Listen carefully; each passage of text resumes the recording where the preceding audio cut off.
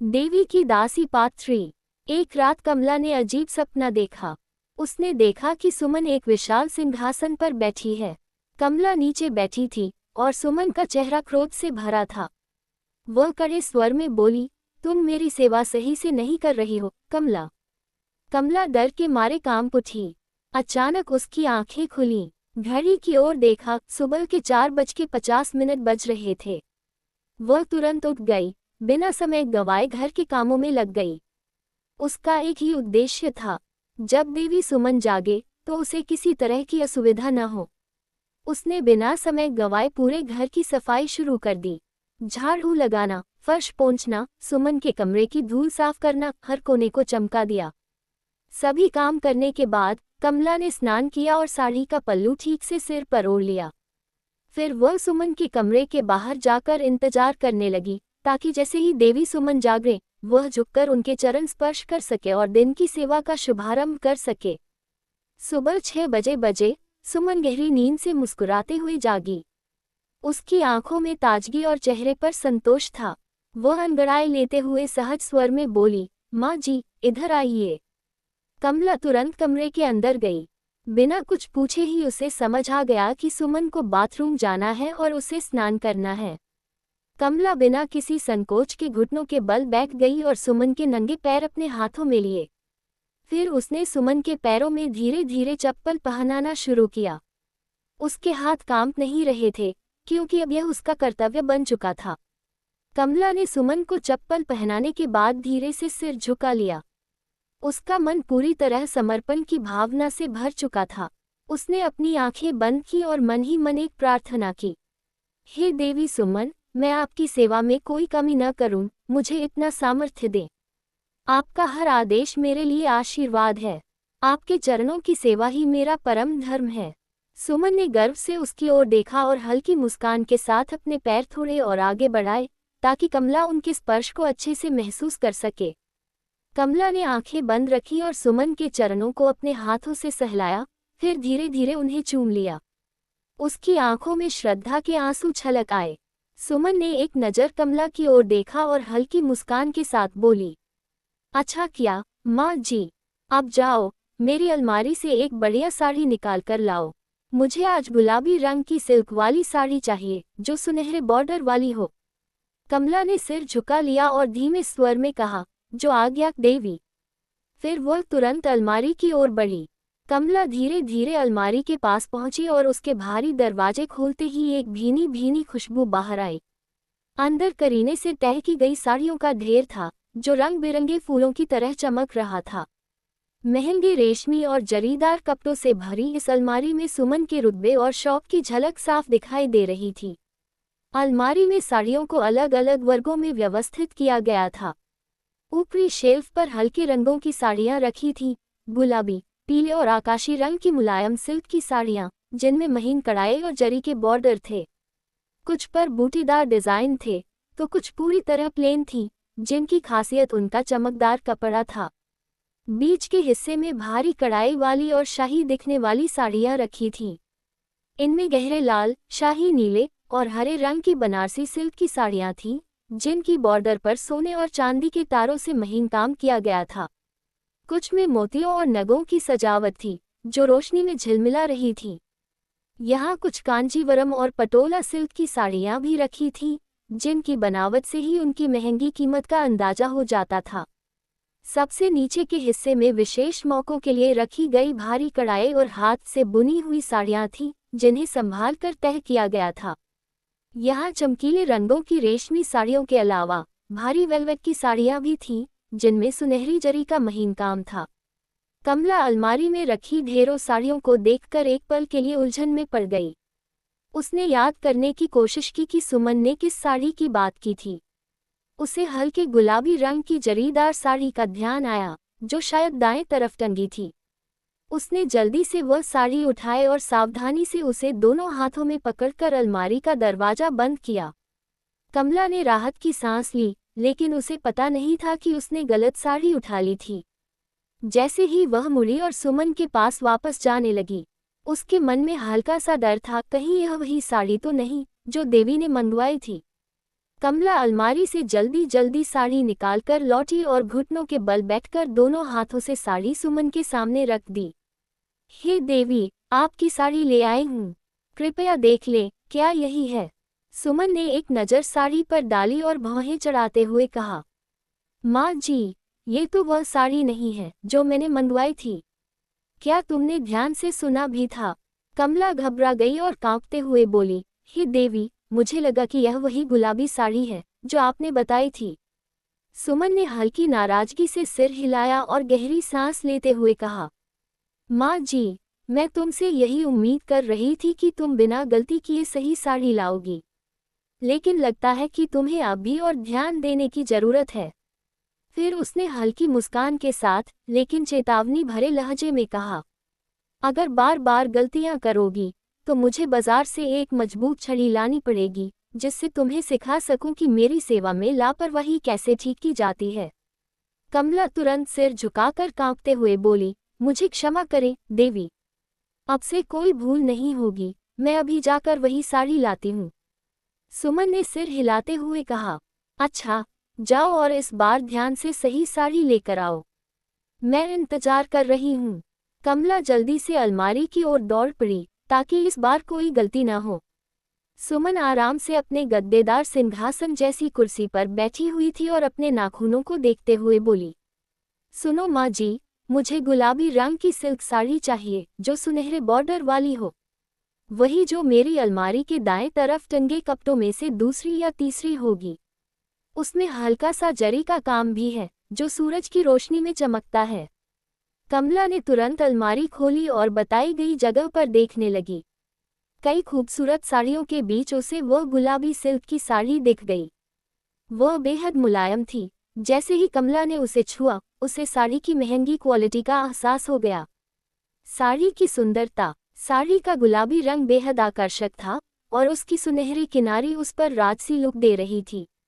जरी के महीन कढ़ाई वाले डिजाइन पर जब हल्की रोशनी पड़ी तो वह चमकने लगा। कमला ने साड़ी को दोनों हाथों से उठाया और धीरे धीरे मोड़कर सुमन के पास ले आई। कमला घुटनों के बल बैठ गई और दोनों हाथों से साड़ी आगे बढ़ाते हुए बोली, हे देवी, आपकी मनचाही साड़ी ले आई हूँ, कृपया देख ले, क्या यही है? सुमन ने एक नज़र साड़ी पर डाली और हल्की मुस्कान के साथ कहा, अच्छा है, इस बार सही साड़ी लाई। आगे से बिना गलती किए पहले ही सही चीज लाना सीखो। कमला ने तुरंत सिर झुका लिया और बोली, जो आज्ञा देवी। अब मैं आपके स्नान की तैयारी करती हूँ। सुमन ने अचानक भौहें चढ़ा ली और तीखे स्वर में बोली, क्या तुमने मेरे लिए गर्म पानी तैयार किया या नहीं? कमला घबरा गई, उसकी आंखें नीचे झुक गईं। देवी, मैं अभी पानी गर्म करने ही जा रही थी। सुमन ने गहरी सांस ली और सिर हिलाते हुए कहा, माँ जी, लगता है कि तुम मेरी बातों को हल्के में लेने लगी हो।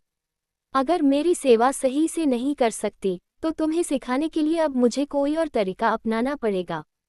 फिर उसने चेतावनी भरे लहजे में कहा, तुम्हें ऐसे समझ नहीं आएगा। अब बस, आज मैं बाजार से तुम्हारे लिए एक बढ़िया छड़ी लेकर आऊंगी ताकि तुम्हें अच्छे से सिखा सकूं कि मेरी सेवा में लापरवाही की कोई जगह नहीं। कमला कांप उठी और तुरंत सिर झुकाकर बोली, मुझे क्षमा करें देवी, अब कोई भूल नहीं होगी, मैं तुरंत आपके लिए गर्म पानी तैयार करती हूँ। सुमन ने आंखें घुमाए और हाथ हिलाते हुए कहा, जाओ और इस बार कोई गलती मत करना। कमला जल्दी से रसोई की ओर भागी ताकि जल्द से जल्द गर्म पानी तैयार कर सके और सुमन की नाराजगी से बच सके। कमला की हड़बड़ाहट और सेवा का समर्पण। सुमन के कठोर शब्द सुनकर कमला का दिल जोर जोर से धड़कने लगा। वह घबराए हुई तेजी से रसोई की ओर भागी। रास्ते में उसके पांव कांप रहे थे, लेकिन उसे पता था कि कोई भी देरी सुमन को और क्रोधित कर सकती है। रसोई में पहुंचते ही उसने तुरंत बड़े पीतल के भगोने को उठाया और स्टोव पर रखा। फिर उसने हाथ कांपते हुए घड़े से पानी निकाला और भगोने में डाल दिया। जैसे ही उसने चूल्हे का बटन घुमाया, उसकी उंगलियां हल्की सी कांप गईं। हे देवी, कृपा करना, पानी जल्दी गर्म हो जाए। पानी धीरे धीरे गर्म होने लगा और भाप ऊपर उठने लगी। कमला ने चम्मच से पानी को हिलाया और बार बार झुककर भाप की तपिश को महसूस करने लगी ताकि यह सुनिश्चित कर सके कि पानी सुमन के स्नान के लिए बिल्कुल उपयुक्त तापमान पर है। उसे लग रहा था कि पानी अभी पर्याप्त गर्म नहीं हुआ है, लेकिन सुमन का आदेश याद आते ही वह और अधिक देर करने की हिम्मत नहीं कर पाई। उसने जल्दी से एक बड़े तांबे के लोटे में पानी भरा, फिर एक और। दोनों हाथों से लोटे पकड़कर वह धीरे धीरे बाथरूम की ओर बढ़ी। रास्ते में उसे डर लग रहा था कि कहीं पानी छलक न जाए या देरी होने पर सुमन नाराज न हो जाए। जैसे ही वह बाथरूम में पहुंची, उसने लोटे नीचे रख दिए और घुटनों के बल बैठकर विनम्र स्वर में कहा, हे देवी, आपका गर्म पानी तैयार है। कृपया देख लें, क्या ये सही तापमान पर है। वह सिर झुकाए सुमन के आदेश की प्रतीक्षा करने लगी, ये सोचते हुए कि अब शायद वह सुमन की नाराजगी से बच पाएगी। सुमन अपने सिंहासन जैसी बड़ी और आलीशान कुर्सी पर बैठी हुई थी। उसकी आंखों में गहरी ठंडक थी, लेकिन उसके चेहरे पर वह शाही रुआब साफ झलक रहा था, जिससे कमला हमेशा सहमी रहती थी। जैसे ही कमला ने सिर झुकाकर गर्म पानी की सूचना दी, सुमन धीरे धीरे अपनी कुर्सी से उठी। उसने अपने रेशमी दुपट्टे को ठीक किया और धीरे धीरे अपने पैरों को अपनी आरामदायक स्लीपरों में सरकाया। फिर उसने हल्के से एड़ी उठाकर एक धीमी अंगड़ाई ली और अपनी स्लीपरों की कोमल चप चप की आवाज के साथ बिना किसी हड़बड़ी के बाथरूम की ओर बढ़ी। कमला अभी भी सिर झुकाए हुए पूरी श्रद्धा से खड़ी थी। बाथरूम के पास पहुंचते ही सुमन ने दरवाजे के पास रुककर पानी की ओर देखा। भाप अभी भी उठ रही थी, जिससे ये साबित हो रहा था कि पानी सही तरीके से गर्म किया गया था।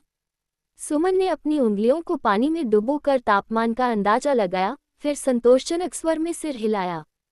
फिर उसने अपना तीखा स्वर कमला की ओर किया और कहा, अब मेरी साड़ी यहाँ लाओ। क्या तुम चाहती हो कि मैं ऐसे ही बाथरूम में जाऊं? कमला घबराई हुई खड़ी थी जब सुमन ने अपनी तीखी आवाज में कहा, अब मेरी साड़ी यहाँ लाओ। क्या तुम चाहती हो कि मैं ऐसे ही बाथरूम में जाऊं? कमला तुरंत इधर उधर देखने लगी और तभी उसकी नज़र सुमन के सिंहासन जैसी कुर्सी के पास रखी मेज पर पड़ी, जहां साड़ी करीने से रखी हुई थी। वह तेजी से झुकी, दोनों हाथों से साड़ी उठाए और पूरी श्रद्धा से सुमन की ओर बढ़ाई। सुमन ने एक नज़र साड़ी पर डाली, उसकी कोमलता को उंगलियों से महसूस किया, फिर बिना कोई प्रतिक्रिया दिए उसे पकड़ लिया। वह एक क्षण के लिए ठहरी, फिर बिना कुछ कहे अंदर चली गई। जैसे ही वह भीतर गई, उसने दरवाजा बंद कर कुंडी चढ़ा दी। कमला अब भी सिर झुकाए खड़ी थी, बाथरूम से आती पानी की आवाज सुनते हुए, ये सोचते हुए कि अब अगला आदेश क्या होगा। सुमन ने पूरे 30 मिनट स्नान में लगाए। जब वह बाहर आई तो उसका रूप अलौकिक प्रतीत हो रहा था, मानो स्वयं कोई देवी स्नान करके प्रकट हुई हो। उसके गीले घने बाल हल्के हल्के लहराते हुए पीठ पर बिखरे थे और उनमें से गुलाब जल व चंदन की भीनी भीनी सुगंध आ रही थी। उसके चमकते हुए माथे पर गहरे लाल रंग का सिंदूर था, जो उसकी सौम्यता और प्रभुत्व दोनों को दर्शा रहा था। उसने वही गुलाबी रंग की सिल्क साड़ी पहनी थी, जिसके किनारों पर सुनहरी बॉर्डर थी। ये वही साड़ी थी जिसका उसने खास तौर पर जिक्र किया था, जो उसकी अलमारी के दाएं तरफ टंगे कपड़ों में से दूसरी या तीसरी थी। साड़ी पर किया गया हल्का सा जरी का काम बेहद नाजुक था, और जैसे ही कमरे की रोशनी उस पर पड़ी, उसकी महीन कढ़ाई सूरज की किरणों की तरह चमक उठी।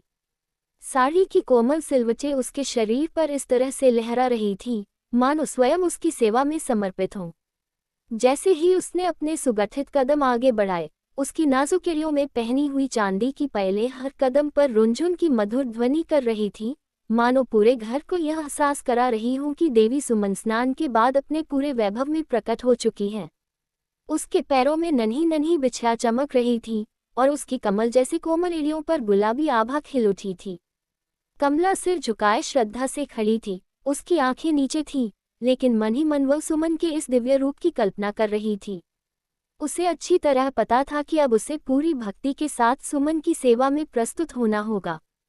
कमरे के बीचों बीच एक भव्य सिंहासन जैसी कुर्सी रखी थी। सुमन उस पर पूरे अधिकार के साथ बैठ गई। उसकी आंखों में गर्व और चेहरे पर एक दैवीय तेज था। कमला का समर्पण। कमला धीमे कदमों से कमरे में आई। उसके हाथों में एक थाली थी, जिसमें पूजा का सामान रखा था, चंदन, फूल, दीपक और धूप बत्ती। कमला ने थाली एक ओर रखी और धीरे धीरे सुमन के पास आई। फिर वह बिना कुछ कहे झुक गई और अपना सिर सुमन के पवित्र चरणों पर रख दिया। उसके होंठ कांप रहे थे, लेकिन मन में पूर्ण समर्पण था। वह धीरे धीरे बोली, देवी, आपकी सेवा में कोई कमी रह गई हो तो क्षमा करें। सुमन ने हल्की मुस्कान के साथ कमला के सिर पर हाथ रखा और बोली, तुम्हारी सेवा में कोई त्रुटि नहीं है माँ जी। बस यूं ही अपना कर्तव्य निभाती रहो। कमला ने सिर झुका लिया और धीरे धीरे सुमन के चरणों पर चंदन लगाया, उन पर फूल अर्पित किए और पूजा की ज्योत जलाई। कमरे में अब सिर्फ धूपबत्ती की खुशबू और घुंघरुओं की आवाज गूंज रही थी। कमला ने सुमन के चरणों पर सिर झुकाया और पूजा की थाली उठाई। थाली में जलता हुआ दीपक, चंदन, फूल और अक्षत चावल रखे थे। उसने धीरे धीरे घुटनों के बल बैठकर थाली को घुमाना शुरू किया और श्रद्धा से सुमन देवी की आरती गाने लगी। जय सुमन देवी, जय महिमा अपार, तुम हो दयालु, तुम हो संसार। चरण कमल तेरे पूजू दिन रात, तेरी सेवा में मेरा जीवन समर्पित साथ। रवि की अर्धांगिनी, घर की हो शान, तेरी कृपा से मिले सुख समाधान। चरणों की धूलि से पावन मैं हूँ, तेरी आज्ञा में जीवन बिताऊं। जय सुमन देवी, जय महिमा अपार, तुम हो दयालु, तुम हो संसार। आरती समाप्त होने के बाद कमला ने आंखें बंद की, दोनों हाथ जोड़कर सुमन के चरणों में झुक गई और विनम्र स्वर में प्रार्थना करने लगी। हे देवी सुमन, मैं आपकी चरण दासी हूँ। आपकी सेवा ही मेरा धर्म है। मेरे हृदय में सदा आपके प्रति श्रद्धा बनी रहे। मुझे इतनी शक्ति दे कि मैं आपके हर आदेश का पालन कर सकूं। आपके चरणों की सेवा में ही मेरा जीवन व्यतीत हो। आपकी कृपा से मेरे परिवार में सुख शांति बनी रहे। आपका एक आशीर्वाद ही मेरे लिए सबसे बड़ा धन है। हे देवी, मुझे सदैव अपने चरणों में स्थान दें।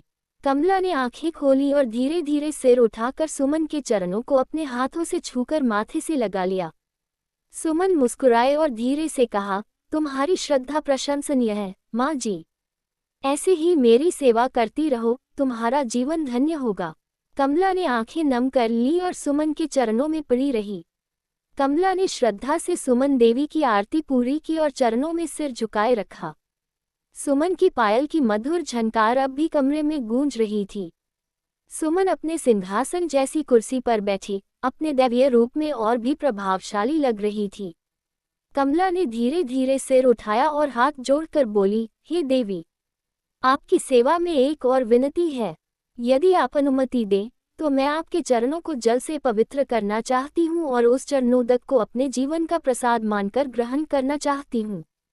सुमन का आदेश। सुमन ने गर्व से कमला की ओर देखा। उसके होठों पर एक हल्की मुस्कान आई, मानो वह पहले से ही जानती थी कि कमला इस समर्पण की ओर बढ़ेगी। वह सहज स्वर में बोली, माँ जी, तुमने अपनी भक्ति को इस स्तर तक पहुँचा दिया है कि अब यह मात्र सेवा नहीं बल्कि पूजा बन गई है। यदि तुम्हें यही उचित लगता है तो मैं तुम्हें इसकी अनुमति देती हूँ। जाओ, एक सुंदर थाल में जल लाओ और विधिपूर्वक मेरे चरणों को धो। कमला की आंखों में श्रद्धा छलक उठी। वह तुरंत उठी और रसोई से एक सुंदर चांदी का थाल ले आई। उसमें स्वच्छ जल और गुलाब की पंखुड़ियां डालीं। फिर वह घुटनों के बल बैठ गई और धीरे धीरे थाल को सुमन के चरणों के पास रखा। चरण पूजन की रस्म। कमला ने दोनों हाथों से जल लेकर सुमन के चरणों पर धीरे धीरे अर्पित किया। उसने अपने हाथों से सुमन के पांवों को सहलाया, उन्हें प्रेमपूर्वक धोया और हर बूंद को पवित्र मानकर इकट्ठा करने लगी। जब चरण पखारने की विधि पूरी हुई तो कमला ने हाथ जोड़कर सुमन की ओर देखा और साश्रु नेत्रों से बोली, हे देवी, अब इस चरणामृत को मैं अपने जीवन का सबसे बड़ा प्रसाद मानकर ग्रहण कर रही हूँ। ये कहकर कमला ने थाल में बचा जल दोनों हाथों में लिया और धीरे धीरे उसे अपने होंठों से लगाकर ग्रहण कर लिया। उसकी आंखों से आंसू बहने लगे, लेकिन उनमें श्रद्धा और संतोष का भाव था। सुमन का आशीर्वाद। सुमन ने यह दृश्य देखकर अपने चरणों को हल्का सा हिलाया, जिससे उसकी पायल की मधुर ध्वनि गूंज उठी। फिर उसने अपना दायां पैर धीरे से उठाया और कमला के सिर पर स्पर्श कर दिया। माँ जी, तुमने आज अपनी भक्ति को पूर्ण कर दिया। इसी श्रद्धा से मेरी सेवा करती रहो, तुम्हारा जीवन धन्य होगा। कमला ने सिर झुकाकर सुमन के चरणों में पूर्ण समर्पण के साथ प्रणाम किया। कमला का सिर सुमन के पवित्र चरणों पर टिका हुआ था। उसकी सांसें धीमी और श्रद्धा से भरी हुई थीं, लेकिन तभी उसके मन में एक झटका सा लगा। वह अपनी सबसे महत्वपूर्ण सेवा भूल गई थी। उसका हृदय तेजी से धड़कने लगा। उसने अभी तक अपनी नाक देवी सुमन के चरणों पर नहीं रगड़ी थी। ये कैसी बड़ी भूल हो गई। कमला ने तुरंत सिर उठाया और तेजी से घुटनों के बल बैठ गई। उसने अपने दोनों हाथ जोड़ लिए और कांपती आवाज में बोली, हे देवी सुमन, मुझसे बहुत बड़ी भूल हो गई। मैंने आपकी चरण वंदना तो की, लेकिन अपनी नाक आपके पवित्र चरणों पर नहीं रगड़ी। कृपया मुझे क्षमा करें। कमला की आंखों से आंसू बहने लगे। वह हाथ जोड़कर गिड़गिड़ाने लगी, क्या मैं अब अपनी नाक आपके पावन चरणों पर रगड़ सकती हूँ? कृपया मुझे अनुमति दे देवी। सुमन का गर्व और आदेश। सुमन ने कमला को देखते हुए अपने होठों पर हल्की मुस्कान ला दी। उसकी आंखों में गर्व झलकने लगा। वह सिंहासन जैसी कुर्सी पर तनकर बैठी और अपने दाएं पैर को हल्का सा आगे बढ़ाते हुए बोली, माँ जी, ये तुम्हारी गलती थी, लेकिन मैं तुम्हें क्षमा करती हूँ। अब बिना किसी देरी के अपनी नाक मेरे चरणों पर रगड़ो, और आगे से इस गलती को दोहराने मत देना। कमला ने सिर झुका लिया और श्रद्धा से कांपते हुए कहा, जो आज्ञा देवी। चरणों पर पूर्ण समर्पण। कमला ने धीरे धीरे अपना सिर झुकाया और अपनी नाक को सुमन के दाएं चरण पर रगड़ना शुरू किया। उसकी नाक बार बार सुमन के कोमल, सुवासित चरणों से स्पर्श कर रही थी। उसके आंसू सुमन के पैरों पर गिर रहे थे, जिससे उनका स्पर्श और भी दिव्य लगने लगा। कमला ने बाएं चरण पर भी यही क्रिया दोहराए, अपनी नाक को पूरी श्रद्धा से रगड़ा, मानो यह उसके पापों का प्रायश्चित हो। जब यह विधि पूरी हुई, तो उसने अपनी आंखें बंद कर ली और चरणों पर झुककर पुनः बोली, हे देवी, अब मेरी सेवा में कोई त्रुटि तो नहीं रही। सुमन का आशीर्वाद। सुमन ने अपने पैर थोड़े से हिलाए, जिससे उसकी पायल की मधुर ध्वनि गूंज उठी। फिर उसने अपने चरणों को हल्का सा कमला के सिर पर टिकाया और गर्व से कहा, अब कुछ संतोष हुआ, माँ जी, लेकिन याद रखना, ये केवल तुम्हारा कर्तव्य नहीं, तुम्हारा भाग्य भी है कि तुम्हें मेरी सेवा करने का अवसर मिला है। आगे से कोई त्रुटि ना हो, वरना मुझे तुम्हें इसकी सख्त सजा देनी पड़ेगी। मैं चाहती हूँ कि तुम्हारी भक्ति और समर्पण में कभी कोई कमी न आए। ऐसे ही मेरे चरणों में झुकी रहो, यही तुम्हारा धर्म है, यही तुम्हारा जीवन है। कमला का सिर झुका हुआ था और उसने पूर्ण श्रद्धा से सुमन के चरणों की धूल को अपने माथे से लगा लिया। कमरे में केवल सुमन के घुंघरुओं की आवाज और धूपबत्ती की सुगंध रह गई थी। सुमन ने अपने चरण थोड़े आगे बढ़ाए और गर्व से आदेश दिया, जाओ, मेरे हील्स लेकर आओ, मैं मंदिर जाने वाली हूँ। और हाँ, जब तक मैं लौटूं, घर पूरी तरह साफ होना चाहिए। मैं गंदगी बिल्कुल पसंद नहीं करती, इसलिए इसे अपना रोज का नियम बना लो। हर दिन मेरा घर चमकना चाहिए, वरना सजा के लिए तैयार रहना। कमला ने तुरंत सिर झुका लिया और बोली, जो आज्ञा देवी। फिर वह दौड़कर सुमन की पसंदीदा ऊंची एड़ी की सैंडल लाने चली गई, ताकि सुमन के चरण उनमें सुशोभित हो सकें। कमला जल्दी से सुमन की ऊंची एड़ी की सैंडल लेकर आए और श्रद्धा से उनके सामने घुटनों के बल बैठ गई। उसने धीरे धीरे सुमन के नंगे, कोमल चरणों को अपने हाथों में लिया और पहले उनकी उंगलियों को सहलाया, मानो उनके स्पर्श से ही धन्य हो रही हो। फिर उसने सुमन का दायां पैर उठाया और बेहद सावधानी से ऊंची एड़ी में डालने लगी। उसकी उंगलियां कांप रही थीं, न डर से, बल्कि इस सम्मान को पाकर। जैसे ही सुमन का पैर पूरी तरह सैंडल में समा गया, कमला ने धीरे से उसकी पट्टी को ठीक किया और फिर सिर झुकाकर चरणों को स्पर्श किया। इसके बाद उसने सुमन का बायां पैर उठाया और उसी निष्ठा से उसे भी सैंडल पहनाया। जब दोनों पैरों में हील्स पूरी तरह फिट हो गए, तब कमला ने सिर झुकाकर विनम्रता से कहा। कमला ने श्रद्धा से सिर झुका लिया और धीमे स्वर में बोली, देवी, आपके चरण अब और भी दिव्य लग रहे हैं। क्या मैं आपकी कोई और सेवा कर सकती हूँ? सुमन ने हल्की मुस्कान के साथ अपने पैरों को थोड़ा आगे बढ़ाया। उसकी सैंडल की एड़ी जमीन से टकराई, जिससे एक सधी हुई आवाज पूरे कमरे में गूंज उठी। वह अपने ठाठ से सिंहासन जैसी कुर्सी पर और भी सहज होकर बैठ गई। फिर उसने अपने निखरे हुए पैरों को देखते हुए ठहराव भरी आवाज में कहा, मेरे नाखूनों पर लाल रंग और गहरा दिखना चाहिए, माँ जी। जाओ, मेरी ड्रेसिंग टेबल से मेरा रेड नेल पेंट ले आओ और ध्यान रहे, जरा भी गलती मत करना। कमला ने सिर झुका लिया, जो आज्ञा देवी। फिर वह तुरंत ड्रेसिंग टेबल की ओर बढ़ी, जहां करीने से रखा एक सुंदर कांच की शीशी में लाल रंग का नेल पेंट रखा था। शीशी को दोनों हाथों से उठाकर पूरी श्रद्धा के साथ वह सुमन के चरणों के पास आ गई और धीरे धीरे घुटनों के बल बैठ गई। सुमन ने अपने दाएं पैर को थोड़ा ऊपर उठाया और ठाठ से उसकी ओर बढ़ाया। उसकी कमल जैसे कोमल एड़ियां और सुंदर लंबी उंगलियां पहले से ही दिव्य प्रतीत हो रही थीं, लेकिन अब उन पर लाल रंग का नेल पेंट लगाना उन्हें और भी मोहक बनाने वाला था। कमला ने कांपते हाथों से नेल पेंट की ढक्कन खोली और ब्रश निकाला। वह इतनी सावधानी बरत रही थी कि कहीं एक भी बूंद इधर उधर न गिरे। उसने धीरे धीरे ब्रश को सुमन की पहली उंगली के नाखून पर रखा और अत्यंत कोमलता से रंग भरने लगी। लाल रंग की चमकदार परत जैसे ही पहली बार सुमन के नाखूनों पर फैली, सुमन के चेहरे पर हल्की संतुष्टि की झलक आ गई। कमला ने धीरे धीरे हर नाखून को पूरी निष्ठा से रंगना शुरू किया। वह सिर झुकाए पूरी श्रद्धा से काम कर रही थी, लेकिन उसकी उंगलियां थोड़ा कांप रही थीं। अचानक उसकी एक छोटी सी गलती हो गई। उसकी उंगली हल्के से सुमन की एड़ी पर लग गई, जिससे नेल पेंट की एक हल्की सी लकीर नाखून के किनारे से बाहर फैल गई। सुमन ने तुरंत अपना पैर थोड़ा पीछे खींचा और आंखें सिकोड़कर कमला की ओर देखा। माँ जी, ये क्या कर दिया तुमने? उसकी आवाज में हल्की झुंझलाहट थी, लेकिन उसमें अभी भी वही ठाठ और गरिमा बनी हुई थी। कमला ने घबराते हुए तुरंत सिर झुका लिया और धीमी आवाज में बोली, मुझे क्षमा करें देवी, मुझसे भूल हो गई, कृपया मुझे सुधारने का एक और अवसर दें। सुमन ने एक गहरी सांस ली, फिर अपनी एड़ी को जमीन पर ठोकते हुए कहा, इसलिए कह रही हूँ माँ जी, अब तुम्हारी गलती की सजा जरूरी हो गई है। फिर उसने ठहराव भरी आवाज में आगे कहा, आज जब मैं मंदिर जाऊंगी तो लौटते समय बाजार से तुम्हारे लिए एक छड़ी भी ले आऊंगी, ताकि जब अगली बार कोई गलती करो तो तुम्हें तुरंत सुधारने का साधन मेरे पास मौजूद हो। कमला की आंखों में भय झलकने लगा, लेकिन उसने बिना किसी विरोध के सिर झुका लिया और कांपते हाथों से फिर से नेल पेंट ब्रश उठाया। इस बार वह पहले से भी अधिक सावधानी से काम करने लगी, ताकि सुमन को कोई और शिकायत का अवसर न मिले। सुमन ने ठाठ से अपने दूसरी पैर को आगे बढ़ाया और आदेश दिया, अब दूसरा पैर रंगो माँ जी, और ध्यान रहे इस बार कोई गलती नहीं होनी चाहिए।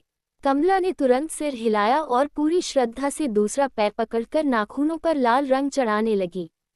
सुमन का चेहरा संतुष्टि से दमक रहा था और कमरे में नेल पेंट की हल्की महक फैल चुकी थी। कमला ने बिना किसी चूक के हर नाखून को पूरी निष्ठा से रंगना शुरू किया, ताकि देवी के चरण और भी मोहक प्रतीत हों। कमला ने पूरी श्रद्धा से सुमन के दोनों पैरों के नाखूनों पर नेल पेंट का अंतिम स्ट्रोक लगाया। अब लाल रंग की चमकदार परत पूरी तरह सूख चुकी थी और सुमन के नाजुक लंबे नाखून पहले से भी अधिक मोहक लग रहे थे। कमला ने धीरे से ब्रश और नेल पेंट की शीशी को एक ओर रखा और सिर झुकाकर सुमन के चरणों के पास हाथ जोड़ लिए। उसकी आवाज में पूरी विनम्रता झलक रही थी। देवी, आपके चरण अब और भी दिव्य लग रहे हैं। क्या मैं आपकी कोई और सेवा कर सकती हूँ? सुमन ने ठाठ से अपना दायां पैर हल्का ऊपर उठाया, फिर एड़ी को अपनी हील्स में टिकाकर हल्का झटका दिया, जिससे उसकी सैंडल की हल्की खटखट की आवाज कमरे में गूंज उठी। उसके नाखूनों पर पड़ा चमकदार लाल नेल पेंट हील्स की चमकदार सतह से और भी दमकने लगा। उसने संतुष्टि से अपने सजीव मोहक पैरों को निहारा और फिर ठहराव भरी आवाज में कहा, अब ठीक है माँ जी, लेकिन इस बार तो तुमने गलती कर दी थी। अच्छा हुआ कि मैंने नजरअंदाज कर दिया, वरना सजा तय थी। लेकिन अगली बार अगर जरा भी चूक हुई तो मैं तुम्हें उसी वक्त तुम्हारी गलती का एहसास करवा दूंगी। कमला ने श्रद्धा से सिर झुका लिया, जो आज्ञा देवी। सुमन ने अपना दुपट्टा थोड़ा ठीक किया और ठाठ से अपनी कुर्सी पर सीधी बैठ गई। सुमन ने अपने पैर थोड़ा आगे बढ़ाए, एड़ियों को जमीन पर ठोका, जिससे उनकी सैंडल की हल्की आवाज गूंज उठी। फिर वह ठाठ से बोली, बस अब हटो रास्ते से, मैं मंदिर जा रही हूँ। और याद रखना, जब तक मैं लौटूं, घर पूरी तरह चमकना चाहिए। कोई भी गलती हुई तो तुम्हें उसकी सजा मिलेगी। बस अब हटो रास्ते से, मैं मंदिर जा रही हूँ। और जब तक मैं लौटूं, घर पूरी तरह चमकना चाहिए। एक भी कोना गंदा मिला तो अच्छा नहीं होगा माँ जी। सुमन ने अपनी एड़ी जमीन पर ठोकते हुए तीखे स्वर में कहा, और हाँ, लौटते समय मैं बाजार से तुम्हारे लिए एक छड़ी भी ले आऊंगी, ताकि अगर अगली बार कोई गलती करो तो तुम्हें तुरंत सजा मिल सके। कमला ने तुरंत सिर झुका लिया और आदरपूर्वक एक तरफ हट गई, जबकि सुमन अपनी ऊंची एड़ी वाली हील्स में ठाठ से कदम बढ़ाती हुई शान से बाहर निकल गई। हर कदम पर उसकी हील्स की खटखट पूरे घर में गूंज रही थी, मानो उसके रुतबे की गूंज हो।